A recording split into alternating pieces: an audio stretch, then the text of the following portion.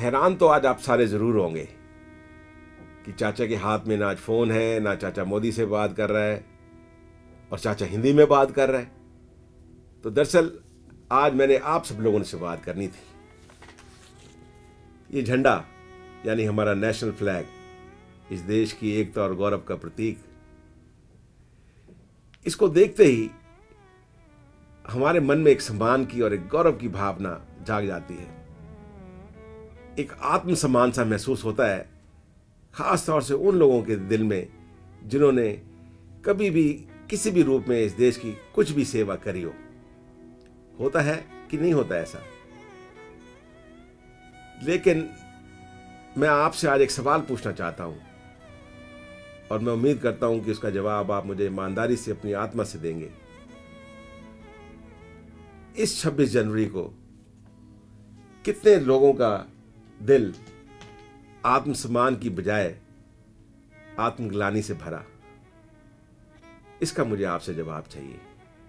8 नवंबर की रात 8 बजे जब ये देश इस देश का सबसे बड़ा ऐतिहासिक फैसला ले रहा था, उस वक्त 2 तरह के लोग मैंने देखे। एक तो वो जो इस बात के लिए फिक्रमंद थे कि उनका काला पैसा सफेद कैसे हो, अब तो नोट बंद हो गए। और मैंने ऐसे लोग भी देखे जो ये तिकड़मे लगाने शुरू हो गए कि भाई इस मौके का फायदा कैसे उठाया जाए। सत्ता के दलाल यानी पावर ब्रोकर, वो और उनके चंद करप्ट पॉलिटिशियन दोस्त, उनकी तो जैसे चांदी ही निकल आई। हर आदमी एक ही काम में लग गया कि इस देश को कैसे लूटा जाए। किसी ने भी कोई कसर छोड़ने की कोशिश नहीं करी। अगले चंद दिनों में बैंक के मैनेजर, उन्होंने भी लालच में आके लोगों के काले पैसे को सफेद कराना शुरू कर दिया। बेनामी अकाउंट खोलने शुरू कर दिए जिसमें लोगों का काला धन जमा कराना शुरू किया। बिजनेसमैन, व्यापारी कुछ ऊंचे दामों पे सोना बेचना शुरू हो गए। कुछ लोगों ने अपनी कैश की एंट्रियां घुमानी शुरू कर दी। कौन था ऐसा जिसने इस देश को नहीं लूटा? रोज के भाव खुलने शुरू हो गए कि आज कितने % पे पैसा सफेद होगा।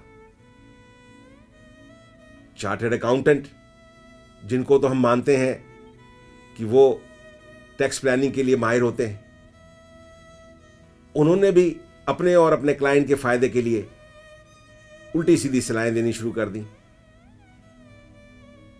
यहां तक कि एक आम आदमी, उसने भी अपने बैंक के खाते लालच में या किसी के दबाव में आके लोगों के काले धन को सफेद करने के लिए लोगों को देने शुरू कर दिए।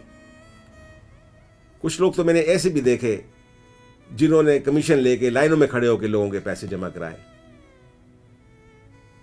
हर आदमी बस एक ही बात पे तुला था कि कैसे हम इस देश को लूटें, कैसे इस क्राइसिस को अपॉर्चुनिटी में बदलें और इसका फायदा उठाएं। मैं किसी पॉलिटिकल पार्टी का कोई नुमाइंदा नहीं हूं और ना ही मुझे यह पता है कि ये पॉलिसी सही है या गलत है, या पॉलिसी सही थी और सही ढंग से इंप्लीमेंट नहीं हुई। ये सब चीज़ें आप मुझसे बेहतर तरीके से जानते होंगे, आप मुझसे ज़्यादा समझदार हो।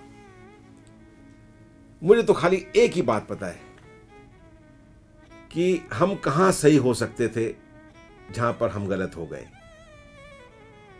और ये बात हर आदमी को पता होती है जो आदमी अपने जीवन में कोई गलती करता है। हम बड़ी बड़ी बातें करते हैं इस देश को अमेरिका बनाने की, जापान बनाने की। अच्छी बात है, हमें करनी भी चाहिए। लेकिन अमेरिका और जापान ऐसे नहीं बनते। अमेरिका और जापान बनते हैं देश के नेशनल कैरेक्टर से। देश या मुल्क किसी पार्टी या लीडर से नहीं बनता। लीडर तो आपको खाली रास्ता दिखा सकता है। देश बनता है उसके नागरिकों से, उसके लोगों से, उन लोगों के नेशनल कैरेक्टर से। अमेरिका का प्रेसिडेंट था जॉन एफ कैनेडी। वो एक बड़ी अच्छी बात करता था कि ये मत सोचो कि देश ने तुमको क्या दिया, ये सोचो कि तुमने देश के लिए क्या किया।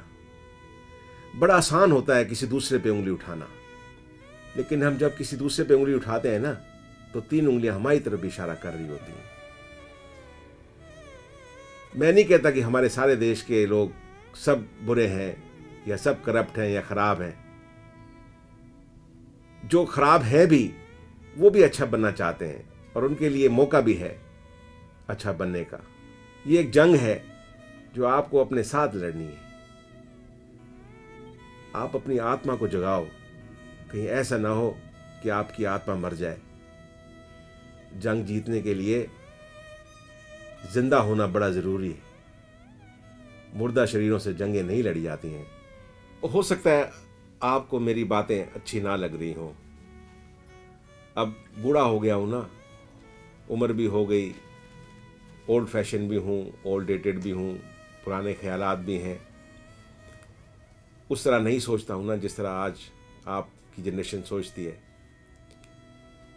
लेकिन मेरी बातों पे आप गौर ज़रूर कीजिएगा और मुझे पूरा यकीन है कि आपकी आत्मा आपको इस बात का सही सही जवाब देगी। जय हिंद।